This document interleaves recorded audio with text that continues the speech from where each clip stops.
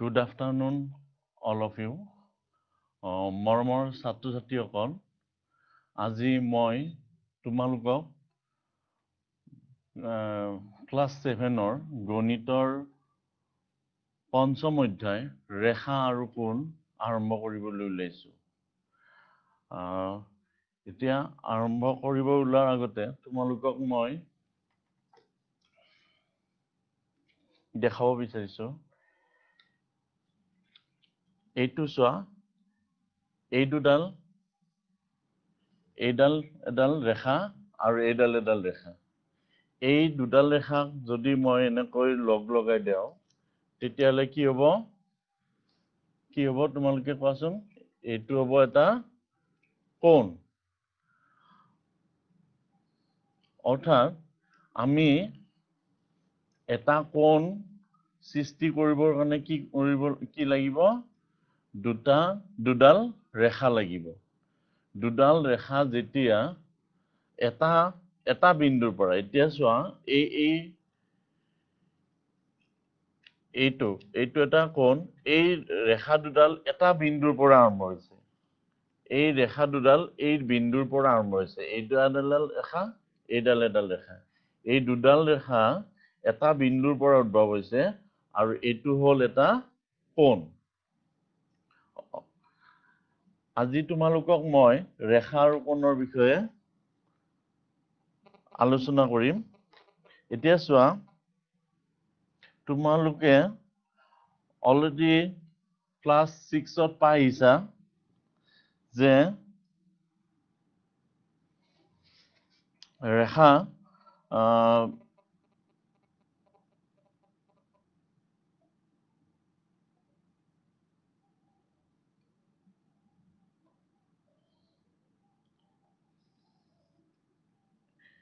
এইডাল ৰেখা, আকৌ আমি এইটো যদি এনেকৈ দিওঁ, এইটো এটা কি হ'ব? কোণ হ'ব। বা এইটো যদি দিওঁ, ইয়াতে কেইটা কোণ আছে? এইটো এটা কোণ, এইটো এটা কোণ। আৰু ইয়াতে চোৱা, এইটো এটা কোণ, এইটো এটা কোণ। এনেকৈ আমি বিভিন্ন ধৰণৰ কোণ পাওঁ। এতিয়া চোৱা, তোমালোকক মই অকমান প্ৰাৰম্ভিক কথা ক'ব বিচাৰিছো। কেনেকুৱা?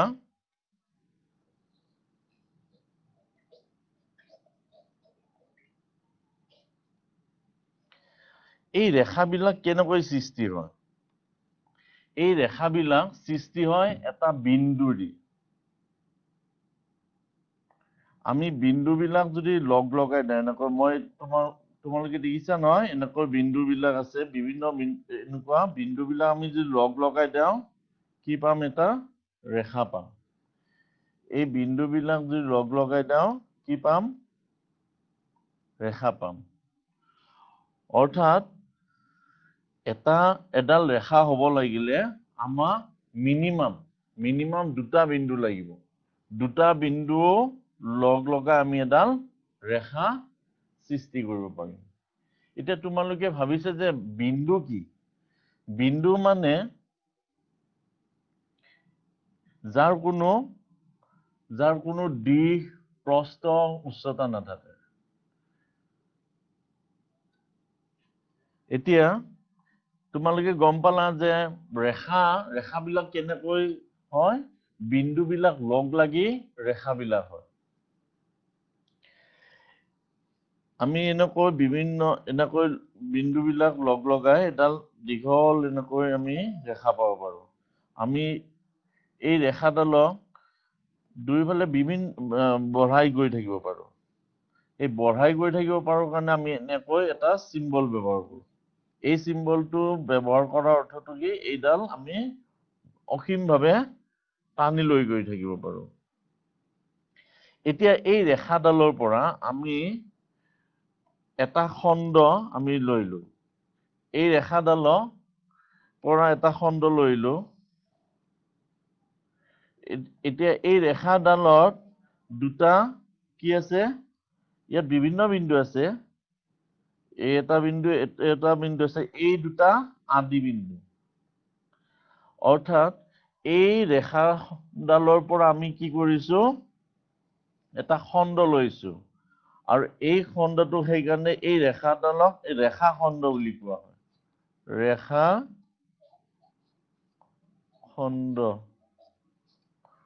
খণ্ড বুলি কোৱা হয়। এডাল ৰেখাখণ্ডত দুটা প্ৰান্ত বিন্দু থাকে, কিন্তু এইডাল ৰেখা ওপৰত যি দেখাইছো, এই ৰেখাডালত কোনো প্ৰান্ত বিন্দু নাথাকে, কাৰণ এই ৰেখাডাল আমি বিস্তৃতভাৱে দুইফালে আমি বঢ়াই গৈ থাকিব পাৰো। এতিয়া আমি গম পালো যে ৰেখাত কোনো প্ৰান্ত বিন্দু নাথাকে। প্ৰান্ত বিন্দু মানে কি, শেষৰ বিন্দু। আৰু ৰেখাখণ্ডত দুটা প্ৰান্ত বিন্দু থাকে। গম পালা তোমালোকে ৰেখা আৰু ৰেখাখণ্ড।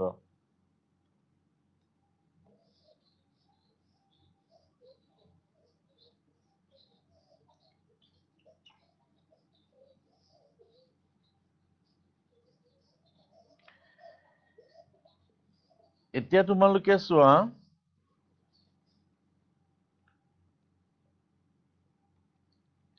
এডাল ৰেখা লৈছো,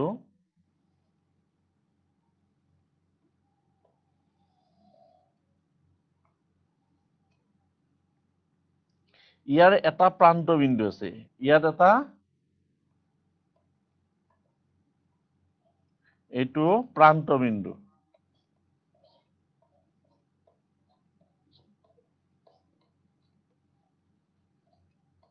ইয়াত এটা প্ৰান্ত বিন্দু আছে, এটা।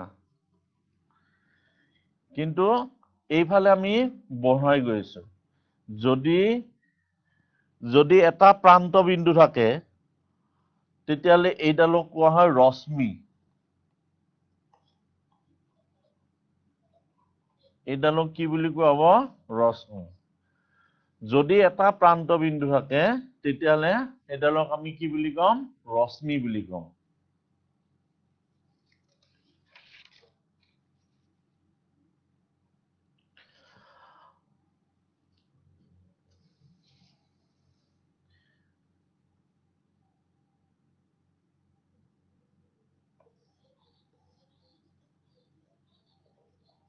আমি এতিয়া কি পালো, তোমালোকে কোৱাচোন, কি পালো আমি? প্ৰথম পালো বিন্দু,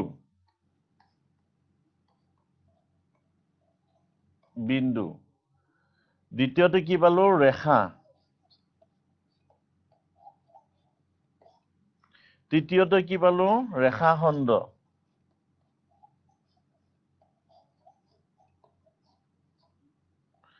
আৰু চতুৰ্থতে পালো আমি কি, ৰশ্মি।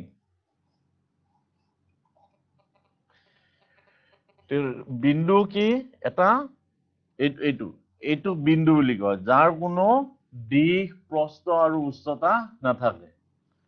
আৰু ৰেখা কি, বিন্দুবোৰৰ সমষ্টি। বিন্দুবিলাক আমি যেতিয়া এনেকৈ লগাই দিম, তেতিয়া এইডালক কি বুলি কোৱা হ'ব, ৰেখা বুলি কোৱা হ'ব। ধৰা এইটোৰ মই এতিয়া নাম দিলো, এইটো এ, এইটো বি। তেতিয়া আমি কি লিখিম, এ বি, আৰু ওপৰত কি চিম্বল দিম, এনেকৈ এটা প্ৰতীক ব্যৱহাৰ কৰিম। ৰেখা হলে আমি এই প্ৰতীকটো ব্যৱহাৰ কৰিম। বুজি পাইছা তোমালোকে? ৰেখা হলে আমি এই চিম্বলটো ব্যৱহাৰ কৰিম, আৰু বিন্দু হলে ইয়াৰ নিৰ্দিষ্ট এটা নাম দিম। ধৰা এ বিন্দু এটা, বা ইয়াত যদি মই আৰু এটা বিন্দু দিলে, এইটো বি বিন্দু বুলি কম, বা এনেকুৱা এইটো ধৰা চি বিন্দু বুলি কম। এনেকৈ আমি যেতিয়াই যি বিন্দু ল'ম, সেই নামাকৰণ, আৰু ইংৰাজী বৰ্ণমালাৰ আখৰেৰে আমি চিহ্নিত কৰিম। তাৰপিছত আহিল ৰেখাখণ্ড। এডাল ৰেখাখণ্ডত কেইটা প্ৰান্ত বিন্দু থাকে, দুটা প্ৰান্ত বিন্দু থাকে। এই ৰেখাখণ্ডডালক আমি কেনেকৈ, ইয়াত যদি মই এইটো এ বুলি দিওঁ, এইটো বি বুলি দিওঁ, তেতিয়া কি হ'ব, এ বি। এনেকৈ আমি ব্যৱহাৰ কৰিম। ৰেখাখণ্ডৰ আমি এই চিম্বলটো ইউজ নকৰোঁ ৰেখাখণ্ড এনেকৈ ৰাখিম AB তাৰপিছত ৰশ্মি কি কৈছিলো যদি এটা প্ৰান্ত বিন্দু থাকে আৰু ইয়াক অসীমভাৱে আনটো মোৰ আমি অসীমভাৱে যদি বঢ়াই লৈ গৈ থাকো তেতিয়াহ'লে এইটো কি হ'ব এটা ৰশ্মি এইটো ধৰা মই নাম দিলো A এইটো B AB ইয়াতে এইটো আমি বঢ়াই লৈ এই চিম্বলটো ইউজ কৰিম চোৱা তোমালোকে এইটো মন কৰিবা যেতিয়া আমি দুয়োফালে এনেকৈ ব্যৱহাৰ কৰিম তেতিয়াহ'লে এইটো হ'ব ৰেখা আৰু ইয়াত যদি অকল এই আজডাল দি দিওঁ তেতিয়াহ'লে এইটো হ'ব ৰেখাখণ্ড আৰু এইটো হ'ব কি যদি এটা হ'লে আমি এই কাৰ চিনটো ব্যৱহাৰ কৰিছো তেতিয়া সেইটো কি বুলি ক'ম ৰশ্মি বুলি ক'ম বুজি পালা বিন্দু কি ৰেখা কি আৰু ৰেখাখণ্ড আৰু ৰশ্মি এতিয়া তোমালোকক মই প্ৰথমতেই ক'লো যে কোণ কি কোণৰ বিষয়ে কি ক'লো তোমালোকে যে যদি দুডাল ৰশ্মি এটা বিন্দুৰ পৰা দুডাল ৰশ্মি যদি এটা বিন্দুৰ পৰা উদ্ভৱ হয় তেতিয়া আমি কি বুলি ক'ম এইটো ৰেখা কোণ বুলি ক'ম যদি দুডাল ৰশ্মি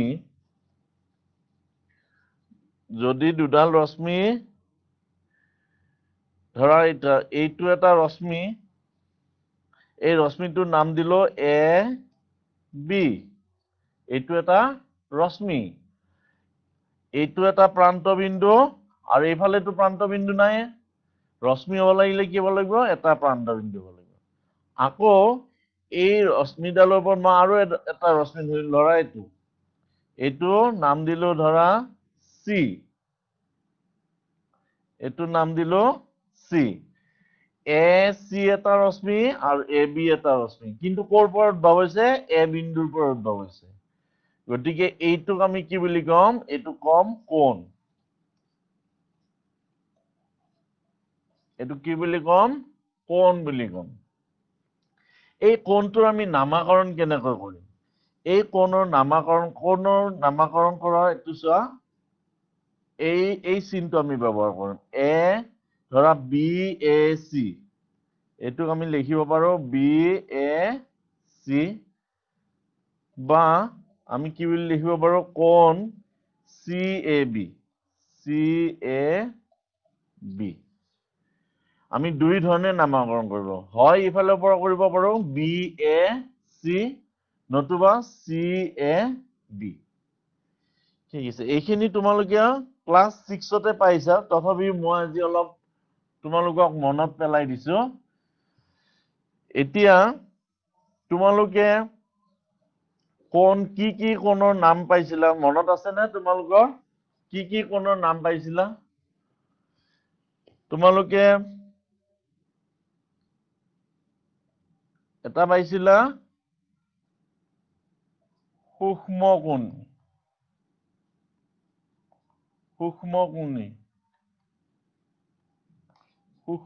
ত্ৰিভুজ তাৰপিছত কি পাইছিলা সমকোণী ত্ৰিভুজ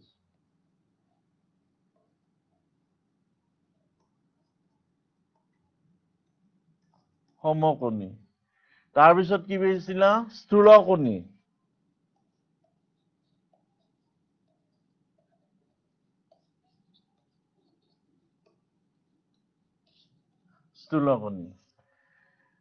তাৰপিছত কি পাইছিলা প্ৰবৃদ্ধ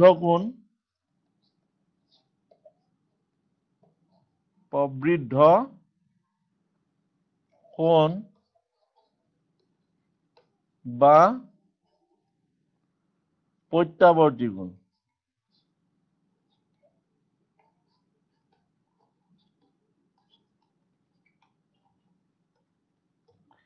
এই কোণকেইটা তোমালোকে পাইছিলা এতিয়া সূক্ষ্মকোণী মই তোমালোকক অকমান মনত পেলাবলৈ চেষ্টা কৰিছো সূক্ষ্মকোণী মানে কি সূক্ষ্ম মানে কি সৰু আমি এতিয়া জ্যামিতিক ভাষাত আমি সৰু মানে কি যিবিলাক কোণ 90 ডিগ্ৰীতকৈ সৰু এতিয়া 90 ডিগ্ৰীতকৈ সৰু কেনেকুৱা হ'ব চোৱা এইটো এটা 90 ডিগ্ৰীতকৈ সৰু। এইটো যদি নাম দিওঁ আমি, এইটো এ, এইটো অ, এইটো বি। এই কোণটো 90 ডিগ্ৰীতকৈ সৰু হ'ব। এইটো এটা সূক্ষ্মকোণী ত্ৰিভুজ। তাৰমানে যিবিলাক কোণৰ মাপ 90 ডিগ্ৰীতকৈ সৰু, সেইবোৰ কোণক আমি কি বুলি ক'ম? সূক্ষ্মকোণী ত্ৰিভুজ বুলি ক'ম।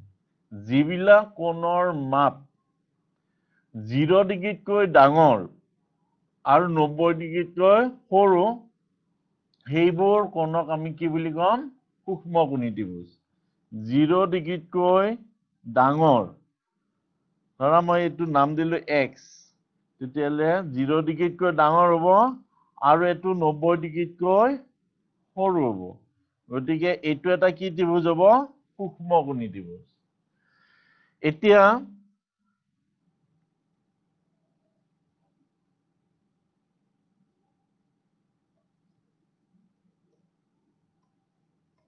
এ অ টু বি, এ অ বি, এইটো কি হ'ব লাগিব? 90 ডিগ্ৰী। যদি এটা এই কোণটো 90 ডিগ্ৰী হয়, এতিয়া সমকোণী ত্ৰিভুজ, সমকোণী কাক বুলি ক'ম? সমকোণ হ'ল যিবিলাক কোণৰ মাপ 90 ডিগ্ৰী হয়। যিবিলাক কোণৰ মাপ 90 ডিগ্ৰী হয়, সেইবিলাক কোণক আমি কি বুলি ক'ম? সমকোণ বুলি ক'ম। তাৰপিছত আহিল স্থূলকোণী। স্থূল মানে কি? ডাঙৰ। কিমান ডাঙৰ হ'ব? 90 ডিগ্ৰীতকৈ ডাঙৰ হ'ব লাগিব আৰু 180তকৈ সৰু হ'ব লাগিব। এতিয়া চোৱা, 90 ডিগ্ৰীতকৈ ডাঙৰ কেনেকুৱা হ'ব?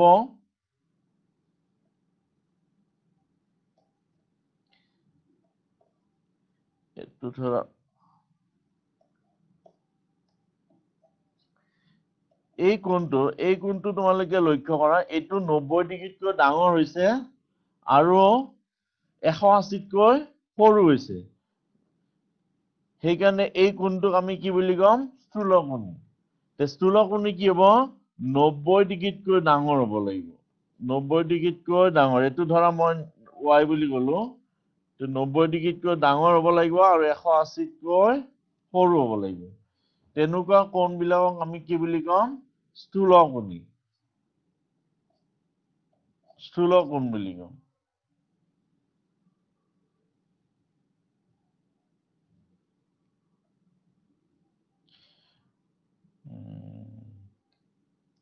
এটা কথা কওঁ, তোমালোকক মই কণী বুলি কৈছো, সূক্ষ্ম কোণ। কণী নহয় এইটো, সূক্ষ্ম কোণ হ'ব, সমকোণ হ'ব আৰু স্থূলকোণ হ'ব।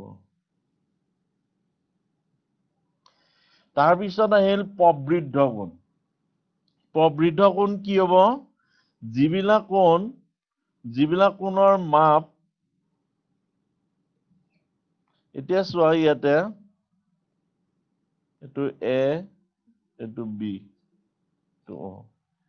এই কোণটোৰ মাপ চোৱাচোন, এই কোণটোৰ মাপ 180তকৈ ডাঙৰ, কিন্তু 360 ডিগ্ৰীতকৈ সৰু।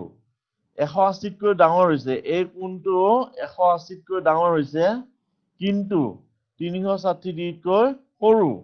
গতিকে এই কোণটোক আমি কি বুলি ক'ম? প্ৰবৃদ্ধ কোণ। এই কোণটোক কি বুলি ক'ম?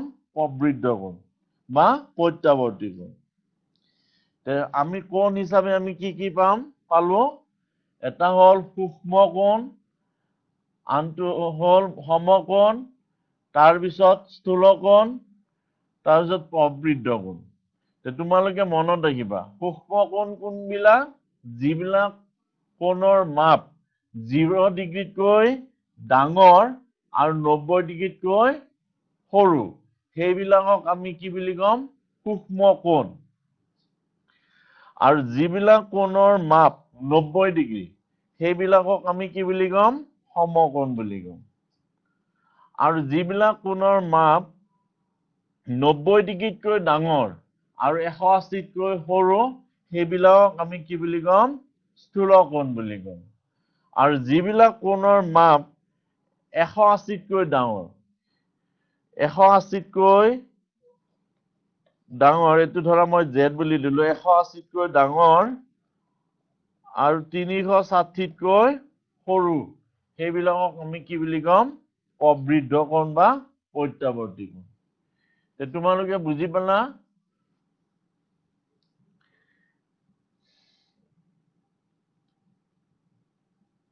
ইয়াৰ পিছত মই তোমালোকক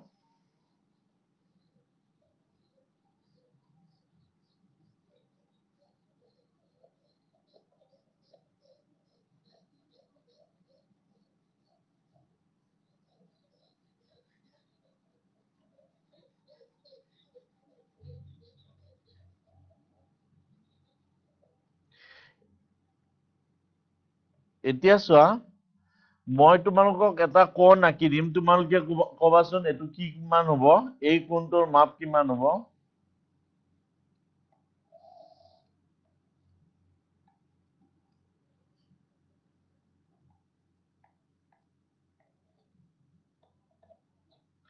এই কোণটো দেখিছা কোণ AOB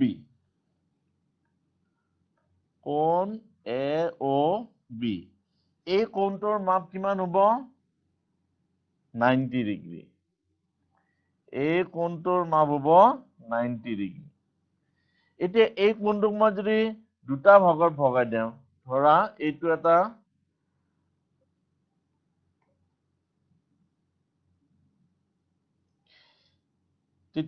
এইটো এটা কোণ হল আৰু এইটো এটা কোণ হল দুটা কোণ হল তে কি হল কোণ আমি কি পালো এটা হল BOD কোণ BOD আনটো হল কোণ AOD দুটা কোণ পালো BOD আনটো হল AOD এই দুটা কোণ যোগ কৰিলে কিমান পাম 90 ডিগ্ৰী অৰ্থাৎ যদি দুটা কোণৰ যোগফল 90 ডিগ্ৰী হয় তেতিয়াহলে আমি সেই কোণটো কি কোণ বুলি কম সেই কোণযোৰক কি বুলি কম পূৰক কোণ বুলি কম যদি দুটা কোণৰ যোগফল 90 ডিগ্ৰী হয় তেতিয়া তাক আমি কি বুলি কম পূৰক কোণ বুলি কম বুজি পালা না যদি দুটা কোণ এইটো এটা কোণ আৰু এইটো এটা কোণ এই দুটা কোণৰ যোগফল কিমান হৈছে 90 ডিগ্ৰী আছে গতিকে আমি কি বুলি কম এইটো পূৰক কোণ কা কম এইটো কোণৰ পূৰক কোণ এইটো দুটা লগ লাগি যেতিয়া 90 ডিগ্ৰী এটা আনটোৰ পূৰক কোণ বুলি কম দুটা কোণ যেতিয়া লগ লাগি 90 ডিগ্ৰী হ'ব তাৰে এটা আনটোক আমি কি বুলি কম পূৰক কোণ বুলি কম তাৰ পিছত আহিন এতিয়া চোৱা এই কোণটোতে মই তোমালোকক আৰু এটা দেখাই দিওঁ এটো কি কোণ বুলি ক'লো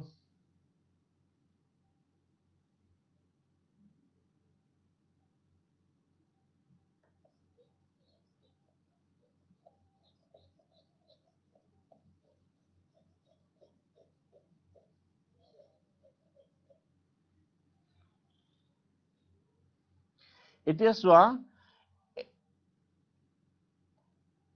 AOD এইটো এটা কোণ আৰু BOD এইটো এটা কোণ এই দুটা কোণ এডাল কি এই কোণটোৰ এডাল বাহু আৰু BOD এইটো এটা বাহু তাৰমানে এই কোণ দুটাৰ এটা সাধাৰণ বাহু আছে এইটো কি সাধাৰণ বাহু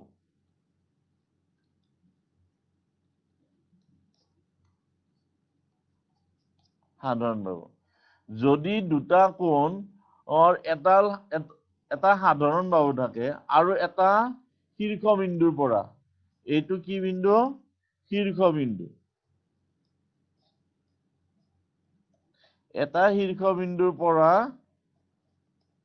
উদ্ভৱ হয় তেতিয়াহলে এই কোণটোক কি বুলি কম সন্নিহিত কোণ বুলি কয়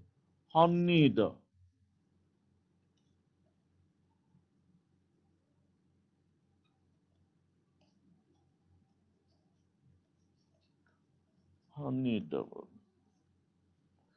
এই কোণটো কি বুলি কম সন্নিহিত কোণ বুজি পালা যেতিয়া দুটা কোণ ওচৰা ওচৰিকৈ এইটো কোণৰ ওচৰত এইটো আছে ওচৰা ওচৰিকৈ থকা এযোৰ কোণক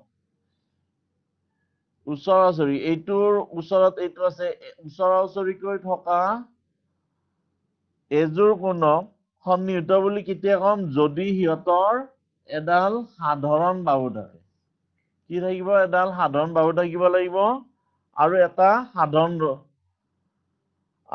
সাধাৰণ বিন্দু থাকিব লাগিব এইটো শীৰ্ষবিন্দু বুলি কয় এটা সাধাৰণ শীৰ্ষবিন্দু থাকিব লাগিব আৰু এটা সাধাৰণ বাহু থাকিব লাগিব তেতিয়াহ'লে আমি কি বুলি কম এই কোণ দুটা সন্নিহিত কোণ বুলি কম ঠিক আছে তাৰ পিছত আহিল ৰৈখিক জোড়ীয়া কোণ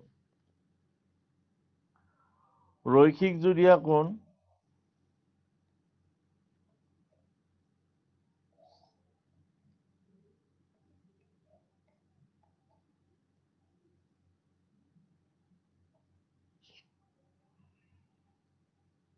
এতিয়া চোৱা মই তোমালোকক এটা আঁকি দিছো এ অ বি এইটো এটা কোণ এ অ বি আৰু এইফালে চোৱা বি অ চি কোণ বি অ চি এইটো এটা কোণ এইটো এটা কোণ এইটো এটা কোণ এতিয়া এই কোণ দুটাৰ পৰা কি লক্ষ্য কৰিছে চোৱাচোন অ এ ৰশ্মিডাল অ চি ৰশ্মিৰ বিপৰীত ফালে আছে অ এ ৰশ্মিটো অ চি ৰশ্মিৰ বিপৰীত ফালে আছে ৰৈখিক জোড়ীয়া কোণ হল এযোৰ সন্নিহিত কোণ এতিয়া চোৱা এই কোণ এই বাহুডাল আৰু এই বাহুডাল সম্পূৰ্ণ বিপৰীত ফালে আছে আৰু এইডাল কি এইডাল হল সাধাৰণ বাহু তাৰমানে কি হল এই কোণটো আৰু এই কোণটো এই দুটা এটা কি হল সন্নিহিত কোণ আমি কি কব পাৰো ৰৈখিক জোড়ীয়া কোণ হল এযোৰ সন্নিহিত কোণ যাৰ সাধাৰণ বাহুটো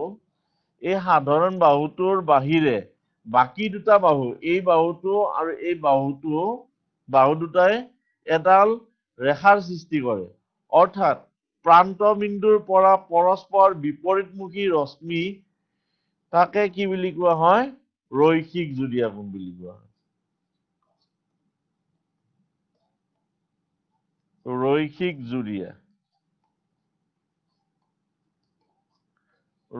জোড়ীয়া কোণ বুলি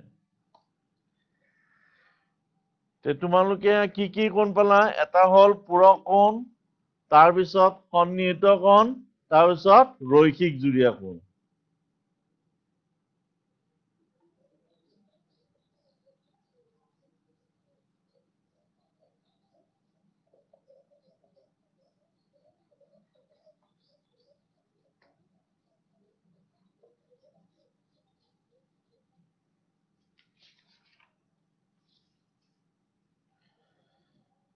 ইয়াৰ পিছত আমি এতিয়া তোমালোকক মই ইয়াতে প্ৰথম আৰম্ভণি দেখাইছিলো চোৱা এই দুডাল যদি ৰশ্মি হয় এই ৰশ্মি দুডালে যেতিয়া এনেকৈ কটাকটি কৰিব তে চোৱাচোন কেনেকুৱা হ'ব এই ৰশ্মি দুডালে এনেকৈ কটাকটি কৰিছে কটাকটি কৰিলে তেতিয়া আমি কি কম এইটো এটা কোণ এইটো এটা কোণ এইটো এটা কোণ আৰু ইফালে এটা কেইটা কোণ পালো মুঠতে চাৰিটা কোণ পালো এইটো এটা কোণ এইটো এটা কোণ এইটো এটা কোণ আৰু ইফালে এটা কোণ এই চাৰিটা কোণ পালো এই চাৰিটা কোণৰ এইটো যিটো আছে এই কোণটোৰ বিপৰীত কোণটো এইটো হল এইটোৰ বিপৰীত কি হল এইটো কোণ এই কোণবিলাকক আমি কি কোণ বুলি কম বিপ্ৰতীপ কোণ বা বিপৰীত কোণ বুলি কওঁ এই কোণবিলাকক আমি বিপ্ৰতীপ কোণ বা বিপৰীত কোণ বুলি কওঁ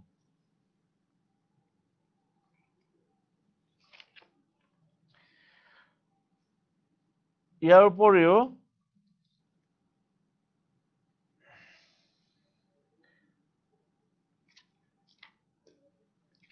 এতিয়া চোৱা এইডাল এডাল ৰেখা যদি হয় ইয়াত এডাল দিয়াৰ লগে লগে কি হল ইয়াৰে এইটো এটা কোণ হল আৰু এইটো এটা কোণ হল দুটা কোণ হল এই কোণটো আৰু এই কোণটো এই দুটা কোণ লগ লাগি কিমান হ'ব 180 ডিগ্ৰী হ'ব দুটা কোণৰ যোগফল যদি 180 ডিগ্ৰী হয় তেতিয়াহ'লে তাৰে এই কোণটোক আনটোৰ সম্পূৰক কোণ বুলি কোৱা হয়। এটা আনটোৰ সম্পূৰক কোণ হ'ব। দুটা কোণৰ যোগফল যদি 180 ডিগ্ৰী হয়, তেতিয়াহ'লে এটা আনটোৰ কি কোণ বুলি কোৱা হয়? সম্পূৰক কোণ বুলি কোৱা হয়। তোমালোকে গম পালা কোণবিলাক কি কোণ পালো? এটা হ'ল পূৰক কোণ। পূৰক কোণ কোনটো? যদি দুটা কোণৰ যোগফল 90 ডিগ্ৰী হয়, তেতিয়াহ'লে তাৰে এটা আনটোক পূৰক কোণ বুলি কয়। তাৰপিছত আমি কি পালো? সন্নিহিত কোণ। সন্নিহিত কোণ যদি দুটা কোণ ওচৰা-ওচৰিকৈ থাকে আৰু সিহঁতৰ এটা বাহু এডাল সাধাৰণ বাহু থাকিব লাগিব আৰু এটা সাধাৰণ শীৰ্ষবিন্দু থাকিব লাগিব। তাৰ পৰা দুটা কোণৰ সৃষ্টি হলে আমি সেইটো সন্নিহিত কোণ বা ওচৰা-ওচৰি কোণ বুলিও ক'ব পাৰো। আৰু ৰৈখিক জুৰীয়া কোণ কি?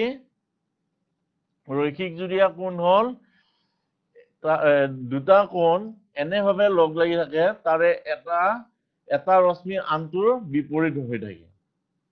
তেতিয়া আমি সেই কোণ দুটা ৰৈখিক জুৰীয়া কোণ বুলি কওঁ। এতিয়া তোমালোকৰ অনুশীলনী 5.1 তোমালোকে উলিয়াই লোৱা। অনুশীলনী 5.1 তাৰে প্ৰথম প্ৰশ্নটো কি দিছে? তলত দিয়া কোণবোৰৰ পূৰক কোণৰ মাপ উলিয়াব দিছে। তলত দিয়া কোণবোৰৰ পূৰক কোণৰ মাপ কিমান? প্ৰথম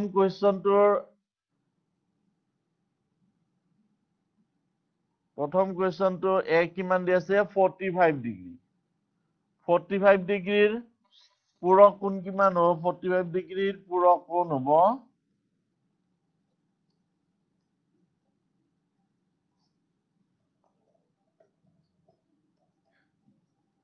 90 minus 45 ডিগ্ৰী। অৰ্থাৎ 45 ডিগ্ৰীৰ পূৰক কোণ কিমান হ'ব? 45 হ'ব। তোমালোকে এনেকৈ কৰিবা, কাৰণ দুইটা কোণৰ যোগফল কি হ'ব লাগিব? 90 ডিগ্ৰী হ'ব লাগিব। সেইকাৰণে আমি 90 পৰা 45টো বিয়োগ কৰি দিছো। 90 পৰা 45 বিয়োগ কৰি দিয়াৰ ফলত কিমান হৈছে? 45 ডিগ্ৰী হৈছে। বাকী বি চি ডি তোমালোকে নিজে কৰিবা। কেনেকৈ কৰিবা? 90 পৰা বিয়োগ কৰি দিলে হ'ল। 2 নম্বৰটো কি দিছে? এযোৰ পূৰক কোণৰ মাপৰ পাৰ্থক্য 22 ডিগ্ৰী হলে কোণবোৰৰ মাপ নিৰ্ণয় কৰা। আমি কি কৰিম এইটোত?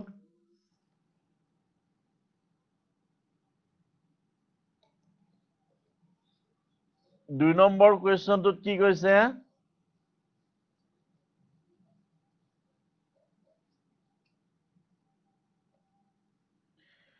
এযোৰ পূৰক কোণৰ মাপৰ পাৰ্থক্য 22 ডিগ্ৰী হলে আমি ধৰি ললো, ধৰা হল এটা কোণৰ মাপ, ধৰা হল এইটো 2 নম্বৰ, ধৰা হল এটা কোণৰ মাপ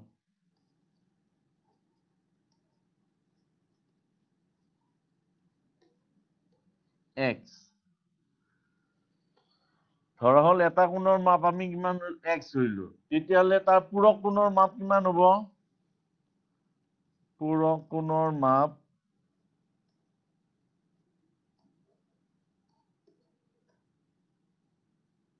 -90 minus x। পূৰক কোণ উলিয়াব লাগিলে আমি কি কৰিম? 90 পৰা এইটো বিয়োগ কৰি দিম। এতিয়া আমাৰ প্ৰশ্ন মতে কি দিয়া আছে? প্ৰশ্ন মতে এই দুইটাৰে পাৰ্থক্য 22 ডিগ্ৰী। পাৰ্থক্য মানে কি? বিয়োগ। এটাৰ পৰা আনটো বিয়োগ কৰি দিম আমি। 90 minus x minus x is equal to কিমান হ'ব? 22 ডিগ্ৰী। ইয়াৰ পৰা আমি যদি সমাধান কৰো minus twice x আৰু ইফালে 22 minus 90 বিয়োগ কৰিলে কিমান হ'ব?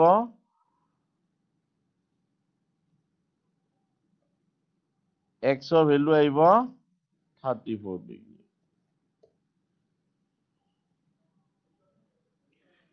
এনেকৈ আমি কৰিব পাৰো বুজি পাইছা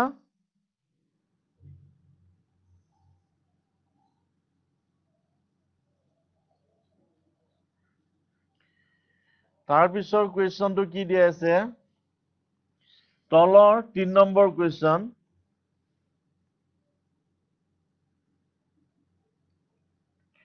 তলৰ কোণবোৰৰ প্ৰত্যেকৰে সম্পূৰক কোণৰ মাপ উলিয়াব দিছে সম্পূৰক মানে কিমান হ'ব লাগিব 180 ডিগ্ৰী হ'ব লাগিব তে ইয়াত কিমান দিয়া আছে 100 ডিগ্ৰী তে 100 ডিগ্ৰীৰ পূৰক কোণ হ'ব সম্পূৰক কোণ হ'ব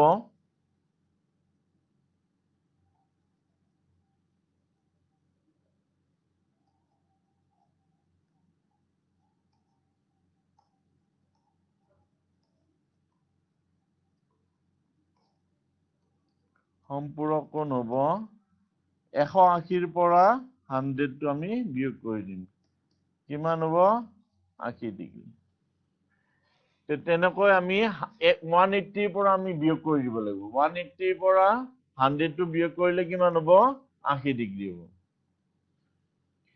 তাৰ পিছত 4 নম্বৰটো কি দিছে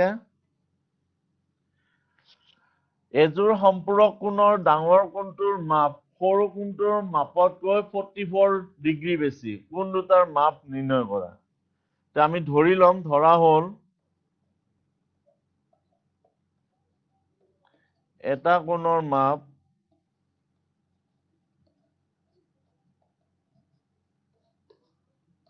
x তে ইয়াৰ xৰ সম্পূৰক কোণ কিমান হ'ব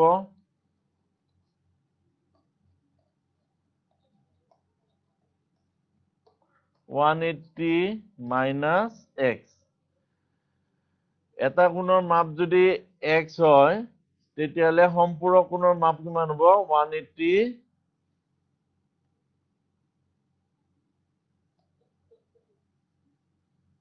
180 minus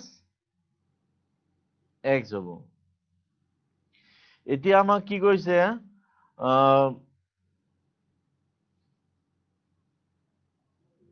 এটা সম্পূৰক কোণ এযোৰ সম্পূৰক কোণৰ ডাঙৰ কোণটোৰ মাপ সৰু কোণটোৰ মাপতকৈ 44 ডিগ্ৰী বেছি ডাঙৰ কোণটোৰ মাপ আমি এইখিনিত এটা ডাঙৰ কোণৰ মাপ ধৰা হল ডাঙৰ কোণৰ মাপ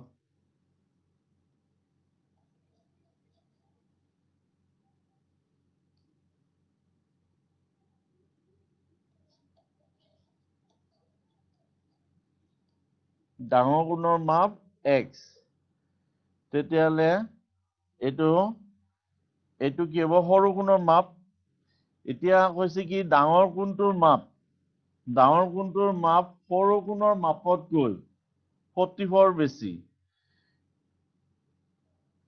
তে ডাঙৰ কোণৰ মাপ এইটো হ'ল সৰু কোণৰ মাপ 180 তাতকৈ কিমান বেছি বুলি কৈছে 44 বেছি গতিকে আমি ইয়াতে 44 টো যোগ কৰি দিব লাগিব তে ইয়ে মাইনাস x ইফালে আহিলে টুৱাইস x হ'ল আৰু 180 প্লাস 44 তে x ইকুয়াল টু কি হ'ব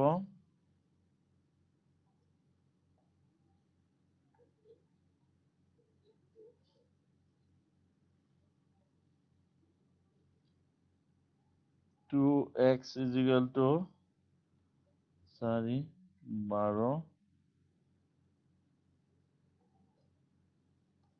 তো x is equal to কি হ'ব 112 112 তো ডাঙৰ কোণটোৰ মাপ হ'ব 112 তো সৰু কোণটোৰ মাপ কিমান হ'ব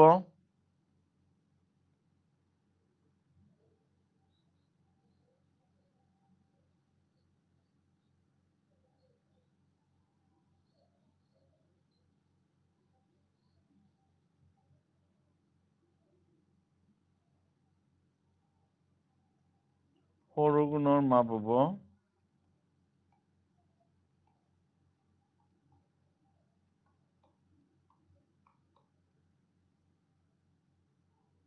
180 মাইনাছ 112 10 পৰা 2 গ'লে 8 7 1 গ'লে 6 68 ডিগ্ৰী তে বুজি পালা তোমালোকে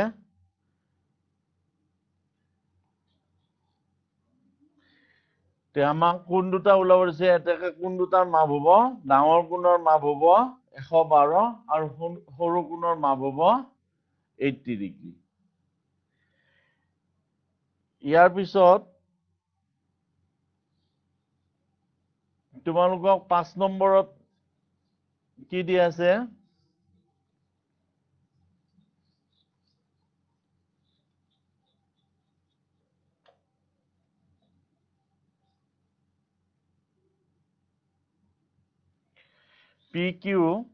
PQ এডাল ৰেখা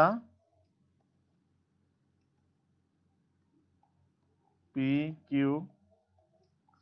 আৰু RS এডাল ৰেখা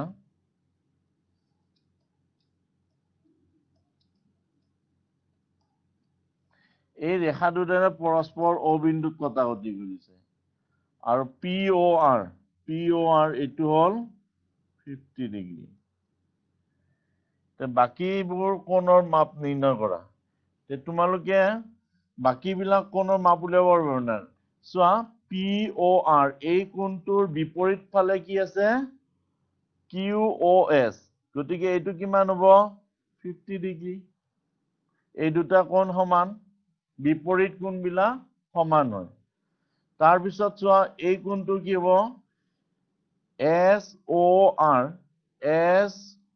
SOP এই কোণটো আৰু ROP এই কোণ দুটা লগ লাগি কিমান হৈছে 180 এই কোণ দুটা সম্পূৰক কোণ গতিকে 180 পৰা আমি 52 মাইনাস কৰিব লাগিব কিমান পাম 130 130 আৰু এইটো কিমান হ'ব 130 ডিগ্ৰী হ'ব গতিকে তোমালোকে বাকি 6 পৰা এইকেইটা তোমালোকে নিজে ট্ৰাই কৰি চাবা হোমৱৰ্ক তোমালোকে নিজে ট্ৰাই কৰিবা 6 7 8 আজি ইয়াতে সামৰিছো তোমালোকক এই দুৰ্যোগৰ সময়ত তোমালোকে প্ৰত্যেকে নিজৰ ঘৰতে থাকিবা আৰু সুৰক্ষিত থাকিবা আৰু অসম চৰকাৰে যিবিলাক নীতি নিয়ম দিছে COVID-19ৰ বাবে তোমালোকে সেইবিলাক পালন কৰিবা আৰু কোনো যাতে বাহিৰলৈ নোলোৱা ওলালেও মুখত মাস্ক পৰিধান কৰিবা আৰু হাতখন চেনিটাইজ কৰি থাকিবা আৰু পৰাপক্ষত তোমালোকে বাহিৰলৈ ওলাই যাবলৈ চেষ্টা নকৰিবা ঠিক আছে আজিলৈ ইয়াতে সামৰিছো থেংক ইউ